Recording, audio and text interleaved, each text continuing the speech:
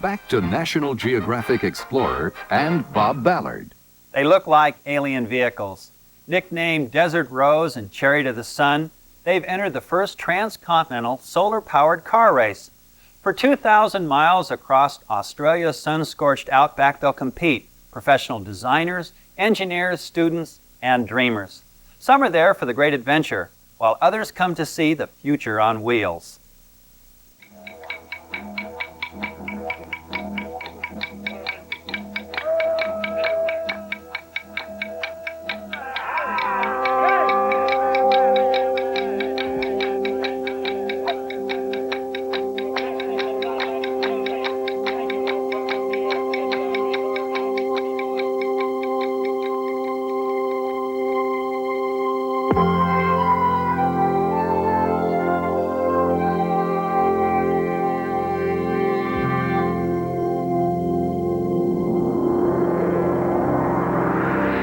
Australia, a land of legends and the harsh beauty of the outback.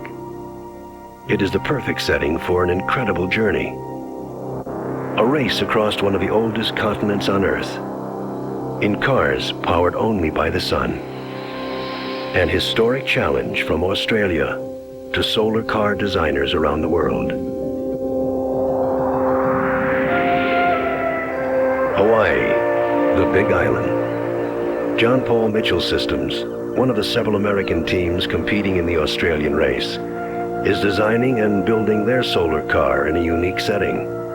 A solar ranch nestled high on the slopes of Mauna Kea. Our dream was to have a first-class place to live that was not reliant on anything, not dependent upon anything other than ourselves and what we've created on the land. We created a spot that has no lines coming in, no wires, no outside utilities that are paid. It's all done right here.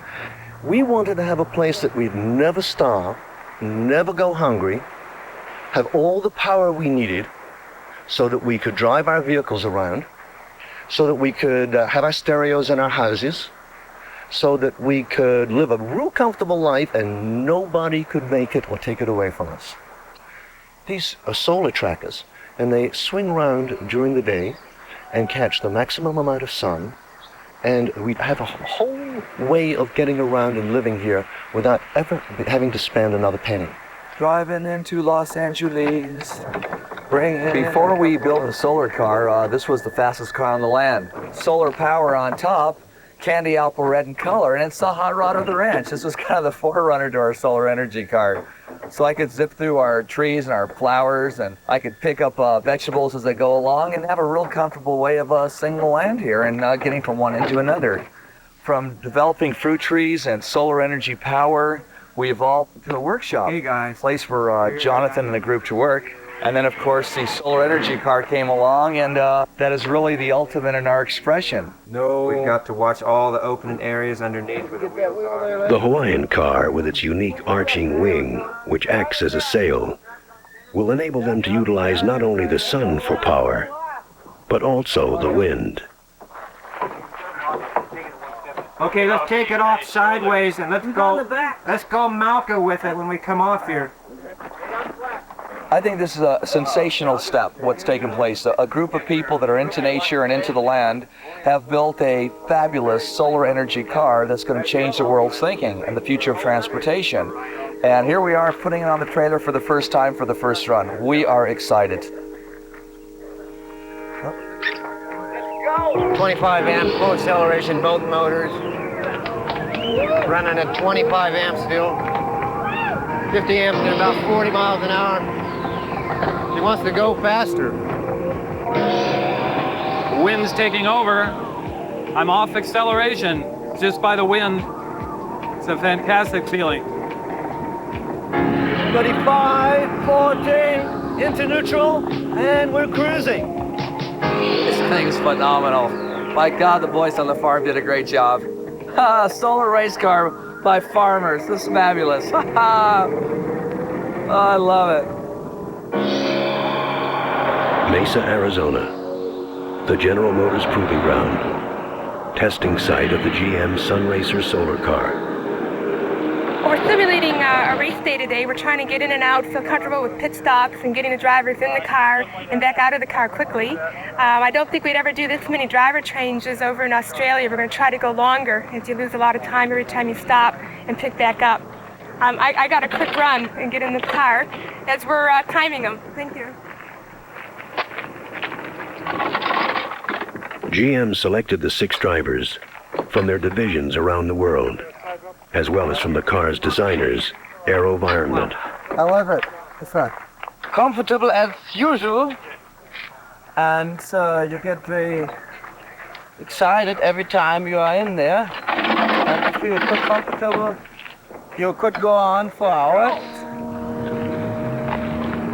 After studying the course from Darwin all the way to Adelaide, we know what sample surfaces are, and we've simulated various sections of this course to approximate the conditions we're going to have over there. Now going to 0.6 amps battery current. Roger, 0.6 amps. Telemetry confirms the new current, over. We're right alongside you.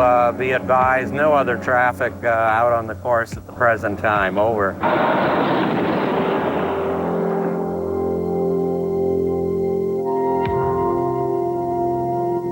The World Solar Challenge is the first solar car race across a continent. It begins in the semi-tropical Northern Territory, passes through the arid red center, and ends in the cool temperatures of South Australia. Extending from Darwin to Adelaide, a total of over 3,000 kilometers, almost 2,000 miles. The route is the Stuart Highway, the only road from top to bottom.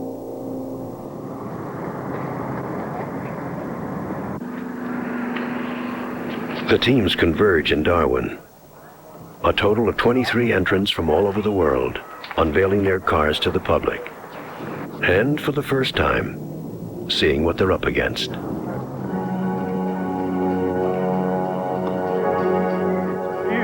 Qualifying starts immediately. Tests for safety, weight, braking ability, and of course, time trials to determine positions at the starting line. The final test, stability. It's crucial that the relatively unprotected solar cars can withstand the high winds of the notorious Australian road trains. I think what you have here is like the first days of aircraft. It's vehicles that try to solve a problem that's unsolved at the moment, and everybody has their own solution, and so you have things which go all the way from super streamlined to practically unstreamlined. You have things that have tilting panels, you have things that have flat panels, you have every solution in the world to a problem which nobody knows what's the best way to do. It's like the first days of the Wright brothers. It's a great thing, just absolutely a great thing. It's going to be really exciting to see who has the right idea, and we should know that in about 6 days, I think. Scary. Nice. Not as nice as ours, but it's nice. There's going to be some competition. It wouldn't be any fun without competition. As the Chief Minister drops the flag, that will start officially the Race day at last. The cars take their positions, and last-minute adjustments are made in the final prep for the start. We're just all set. We've never been more motivated as a team than we are right now. With all the energy and all these great people that we have here, boy, we're going to give it one hell of a run for its money. Just really excited. You know, we've been preparing so long that you just can't wait for the start to begin. Unless you could start right now. Well, it's 25 to 8, and at quarter to 8, we'll be forming a circle around the car. All of the people that have worked on it and all of our crew. We like to follow the traditions of all the ancient civilizations, the Indians, and think of the power they gathered up, and as they gathered hands and caused the earthly and worldly energies to flow through our bodies and through our car and create the most exciting, powerful energy that we can muster between ourselves. And it's those energies that make our car different from any other one. It's magic. Germany, Switzerland, the United States, Pakistan. 1 minute to go, ladies and gentlemen, for the start of the race. What I love about it is the very unpredictability of what might happen. Because it's never been done before, I've got no idea whether we're going to be able to get right through to Adelaide or only get a quarter of the way. But whatever it is, it'll be exciting. We're ready. We're ready. The car's right here. The Ready. car's ready to go. Ready. Yeah, we're going over our checklist right now. All ready?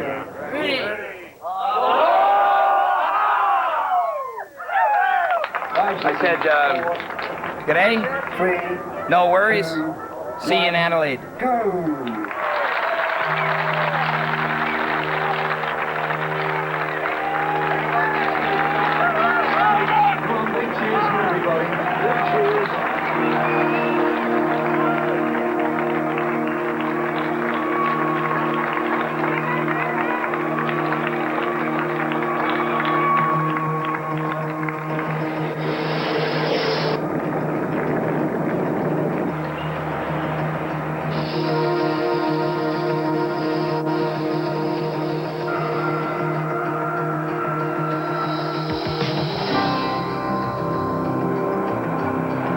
The GM Sunraycer and the Hawaiian car pull far ahead of the others, neck and neck for the lead.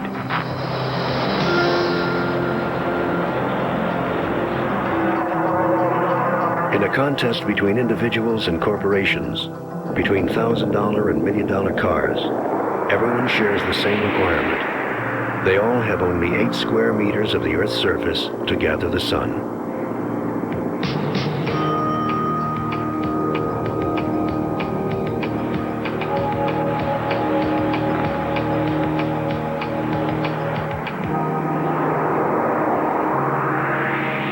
Okay, the station is on the left, so I've currently set up the press stop to maximize. The town of Catherine, the first of 7 official media stops that each car must make. The stop can mean a brief rest or a driver change, but in this case, it's the first indication of the frontrunner.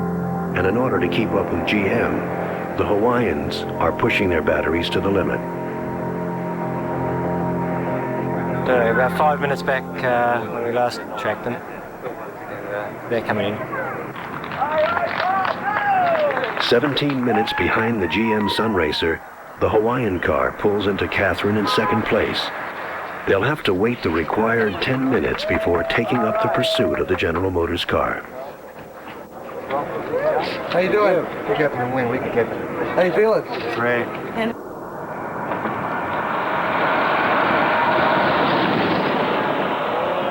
Three, two, one. There you go.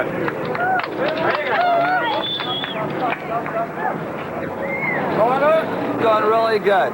We haven't been able to take advantage of the wind yet, but everything else is running really fine. The car's running excellent. Everyone's spirits are great, and we can't wait to catch a little bit of wind. When Explorer continues, a sudden storm puts a damper on the race.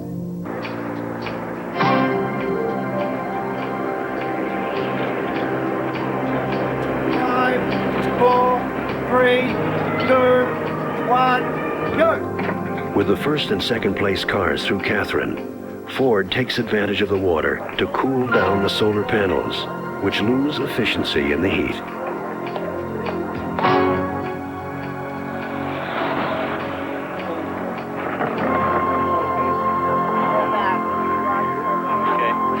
They're in the back of my brown vehicle. Short on battery power right now. And the winds haven't come up today at all. It's 3:45 and no winds, and as you know, we were counting on winds, so we have a somewhat of a problem right now. Farther up the road at Tennant Creek, we know that there's winds 90% of the time, so we'll be able to make up this distance between us and GM with no problems in the next day or two. We're not worried. No worries. As the day wears on, the various teams begin to spread out along the Stewart Highway. Team Marsupial itself is just a group of Australian enthusiasts from the universities, from the research institutions who have built it in a carport in a backyard of a Sydney suburb. All voluntary labour and begging and borrowing all the bits and pieces, I think in the true way of low technology, or high technology you could call it. And the other thing is that we're on this trip really for the great adventure. It's so unpredictable what's going to go wrong. Another team for the great experience is the Warrigal Technical School. We're just basically a secondary school, not even a college. We just go from year 7 to 12. We've had about 15 students working on this for the whole year now. We didn't get a big sponsor, we got all local sponsors from Warrigal itself. Yeah, it's really great fun. Best thing I've ever done in school. Best school activity. Most alcohol we've ever had on a school activity, and good parties.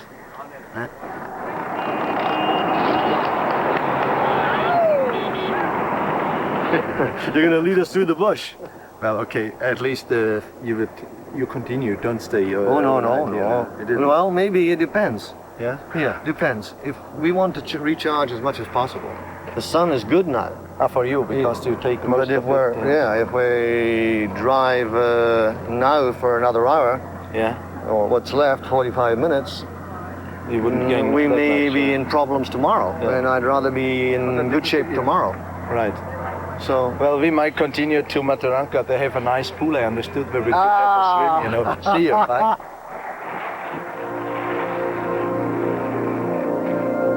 It's the 5 o'clock deadline, and by the rules of the race, everyone must stop and set up camp wherever they are. They'll have 2 hours to charge the batteries before covering the solar panels for the night. They'll continue charging for 2 hours in the morning to be ready to race again at the 8 a.m. start. Okay. Today we were really surprised to be at the second place today, because in Darwin we had the occasion to see the other participants, and we saw what Ford can do, we saw what the Hawaiian team can do, and they were really good in the race, the Hawaiian team in special. And we were surprised to see how they didn't manage to have a good place today. They took too much energy from the batteries, or they had problems towards the end of the day to have enough energy for racing. We just put it into an angle where we get more sun. We get more sun on more of our panels to get a higher current flow into the batteries. We're the heaviest vehicle in the race, close to 420 kilos. All the others are running with silver zinc batteries, and we're running with lead acid batteries, normal car batteries, and ours weigh 3 times the weight of theirs. And Ford had worked out an equation that said that for every kilo you lose a kilometre a day. So we've got 45 extra kilos of batteries compared to them. So that's why we're probably lagging behind. Now I'll explain how it works. There are solar cells, and the sun hits the solar cells and it turns the sun into electricity, then runs down to those little black units which are electric motors, and they turn the wheel. And the car has about 1 horsepower, which is, do you know how much your dad's car would be? Be 150 horsepower. So this is less than 100th of the power of Dad's car. But it can go along at 55 kilometres an hour. Do you know why it can go so fast? It's very light, and it's aerodynamically very good. So it just slips through the air.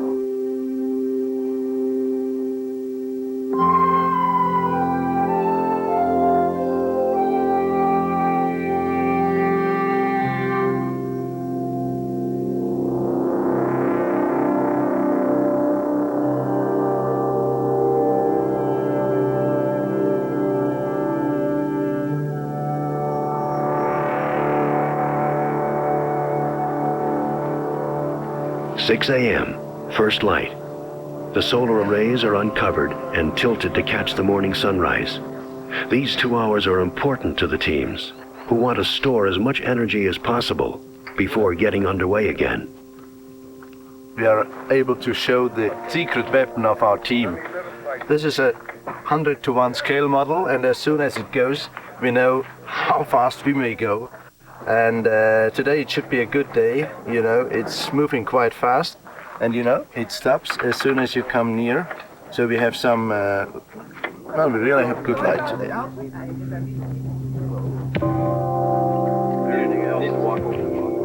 The Hawaiians are also looking for good light. but need the wind to catch up. We're going to charge the batteries for the next 2 hours until we start time, and hopefully the wind will be off and we'll be trucking well by then. Okay. Well, it's looking good for this morning at least. Bit of cloud coming in from Western Australia. We sort of saw coming yesterday. Might be a bit of cloud in the afternoon. I get a map every 3 hours. I'll be getting one at 9:30 and one at 12:30, and we'll sort of review the situation then. The cloud cover's clearing up, so we should be able to get a reasonable sunload onto our panel and hopefully run between 60-65 kilometres per hour today. Get that wing installed, we're flying. 44, 49, 47, 39, 42. We're pretty interested in winning the race, but we're more interested in winning the race for those people who are on competitive terms. That means those people who have the same silicon solar cells and whose performance really does depend on basic engineering. The GM car has brilliant engineering, but it also has twice the power of any other vehicle because it has the only gallium arsenide cells in the race, so they're in a different category.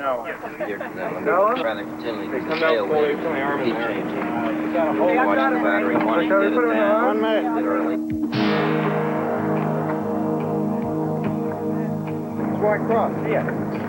No, we can put you back. The wind comes, the weatherman. Back up a little bit. Back up a little bit. Today. So all day long if the wind stays. Oh, stop. Where's the top of that? Where is the top? 9, 8, 7, 6, 5, 4, 3, 2, 1, go! Good time. You got the countdown, let's go.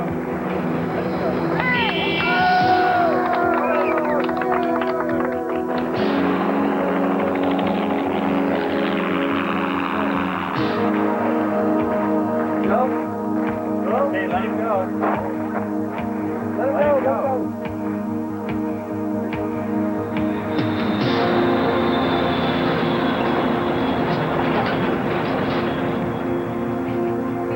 Sunraycer confirmed 10.5, over.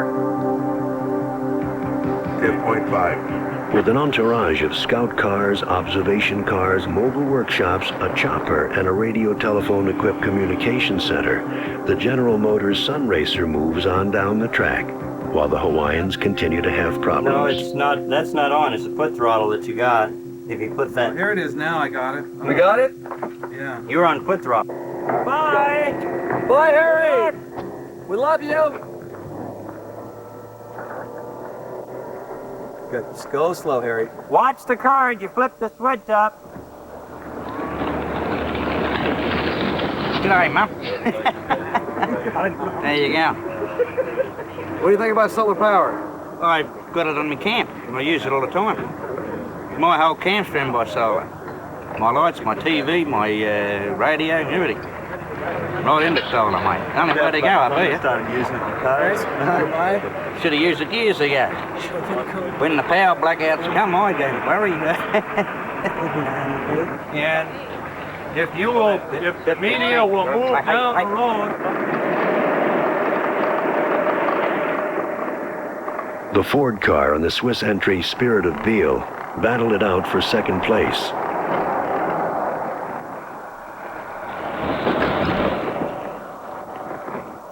As the futuristic cars travel deeper into the outback, the only signs of civilization are the small fuel stops, where the passing teams become a major event.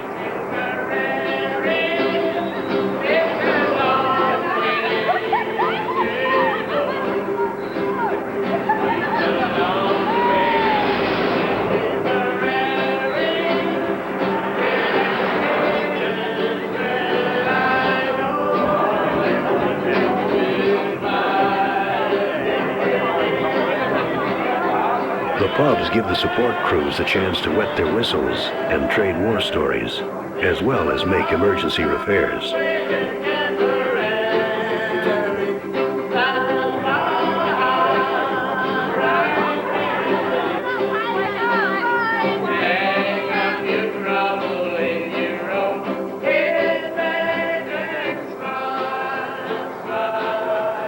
The The cars begin to stretch out over 1,000 kilometers down the desolate Stewart Highway.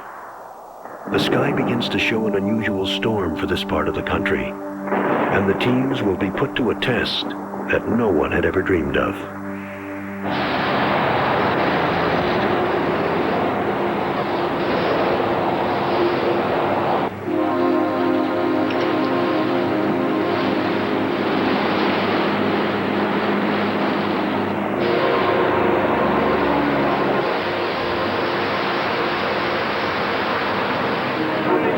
Driving rain, hail, and flash floods cause great damage to solar cells and electrical systems in these fragile vehicles. But most damaging is the loss of time.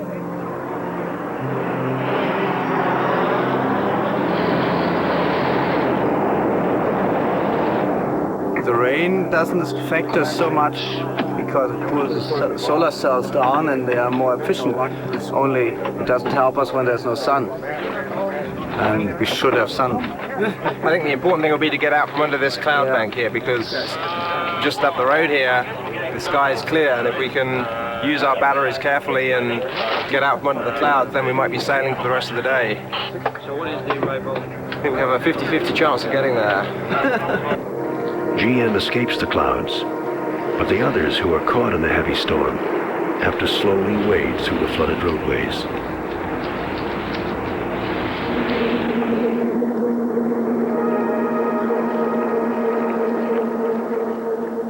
Right, you ready? The team master, Phil, we've got to think positive. Think the sun. We won't. Dick, over there. Oh, this way. Sorry. Think the sun. But team master, we're not going to have a seance around the car because the Hawaiians did that and we had that tremendous rainstorm from then on. So I'm going to see those guys back there. Sun, come in. Oh, my shadow's on it. Will the GM Sunraycer be the first to cross the finish line? Find out. The red center, the middle of Australia, and the halfway point of the route. The Swiss team pulls into the Alice Springs media stop in second place, with the Ford car close behind them. Wouldn't want to take Mum and the kids out, would you? Axel! 講架風車 坂も多いけどなんとか乗り切れるだろう。What do you think of the leading guy? Quite far away now. Yeah, well, they are in another race, you know. I mean, they are far superior. I think amongst the others, they are more equal. The money they spend on the other side and the money the other teams had available is too different. I mean, there is too much difference. And we are in a good mood. And for me, it was the only ride I was allowed to make, so I feel happy.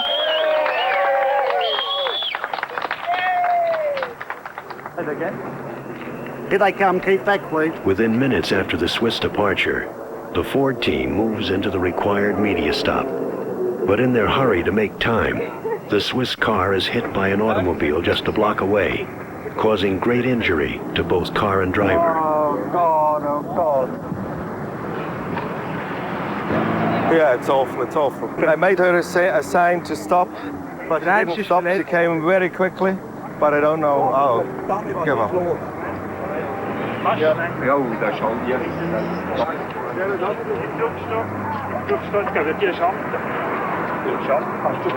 want, in here?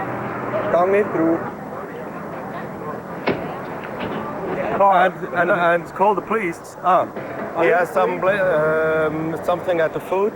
He goes to hospital now, and now we look at the car. Perhaps you can do. I think we cannot do anything anymore. It's very bad luck for them. I spoke to John as we were coming in to make sure that we offer any assistance that we can to make sure they get their car repaired as quickly as possible. So we're very interested in maintaining our competition with them.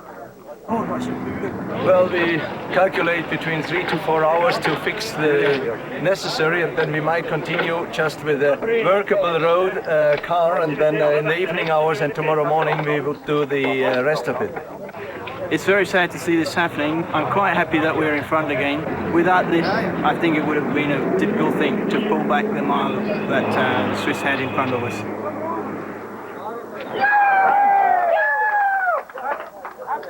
After several hours of hard work and against tremendous odds, the Swiss have virtually put their car back together again.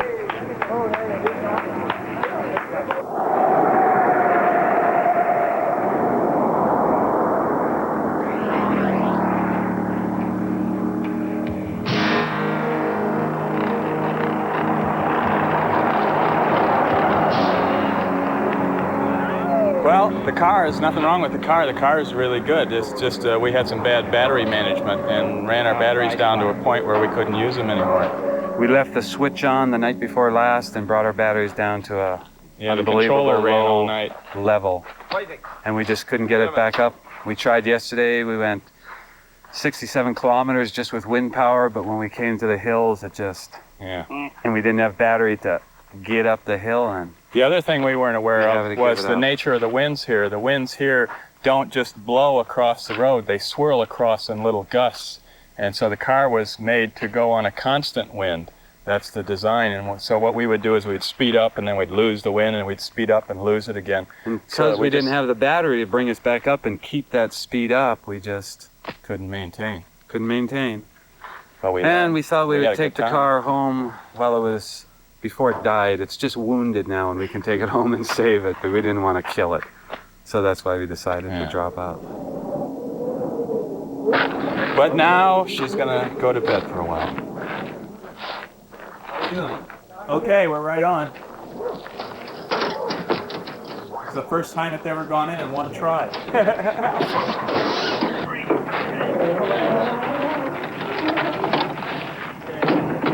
All right, next stop, Adelaide.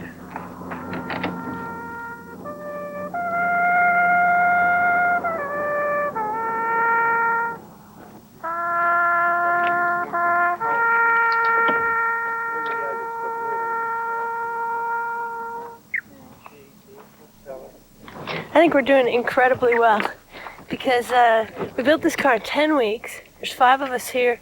There's about 15 students at school.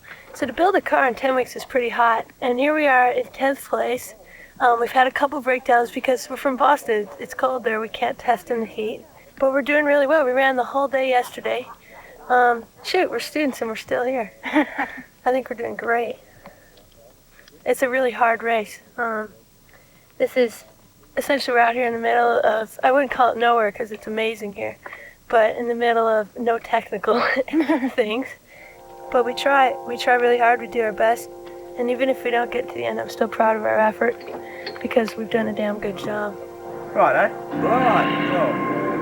I think the spirit of the race, especially with Team Marsupial, is the fact that everyone's a volunteer, no one's being paid, and we're really competing with the other vehicles which have been made with voluntary labour, and there must be, I think there's about 12, really a race within a race, because there was no real hope that we could compete with General Motors and with Ford, where they've spent tremendous amount of money in superb vehicles. But of course I think there's always a place for a volunteer group, and as you can see, I think anyone who's called in at our campsite has seen that it's a lot of fun. We found that people have been very friendly on the whole race. Unfortunately, we haven't been able to meet that many other of the racers because everyone is spread out over so many hundreds or even thousands of kilometres. Still struggling to make the halfway mark is the Warrigal Technical School. Good go. What are you guys doing here? How's it going? Oh, pretty good. Pretty hot and dusty and dirty. Things are going a bit slow, I'm afraid. Yeah, we've had a bit of trouble with not enough sun in the last couple of days. Today came good again, but the other day we got stuck halfway up a hill and couldn't get any further. So that's about the limit for us, I think. I don't think we're going to make it to the finish officially by the look of it. Going to run out of time. Our crew are running a bit out of time and things like that. We didn't have much testing before we came away, unfortunately. Electronics are totally up the creek. Electronics are all sorted out now, and we're going to charge our batteries, we think, tonight and pay the penalty for it just to get us a little bit faster on the road. Just pushed it across. Why? Why? Oh, we'd get a bit too rough on that road and couldn't break the axle again. As the Swiss and Ford teams continue to fight for second place, GM is ahead by 2 days and will go on to win in 44 hours 54 minutes, setting a record of 5.5 days running time. They reach their average speed of 41.6 miles per hour by drawing on the sun's energy and an electric motor using only 1 1/3 horsepower. I think the car that was ahead of the race I heard, would cost about $7 million. So they have to get the cost refined a bit for Australians to be able to buy them. But on our camels even now, we've got solar panels we take out to charge our wireless batteries up. Wherever I go, we've got a solar panel with us, so it is the up-and-coming thing.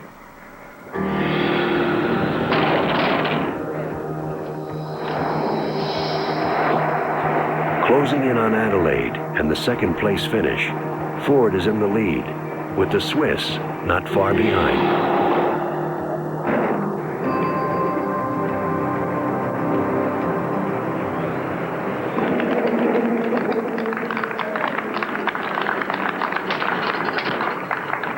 Ford arrives at the long-awaited finish in second place, 2.5 days behind GM and 2.5 hours ahead of the Swiss.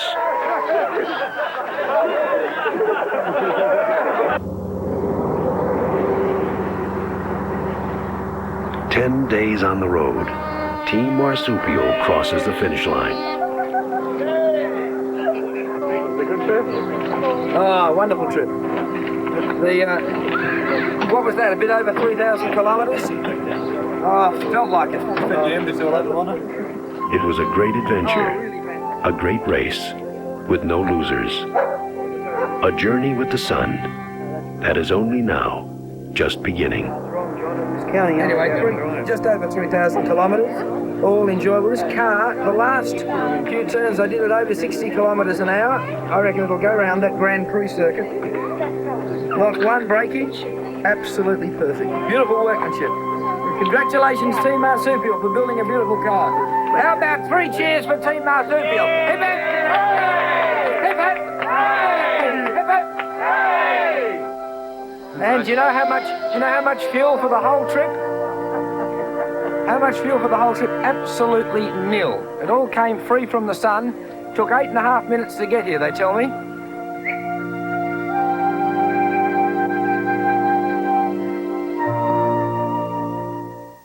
Coming up next, Holland's famous tulips are common sight. But before they do, considerable economic and technical problems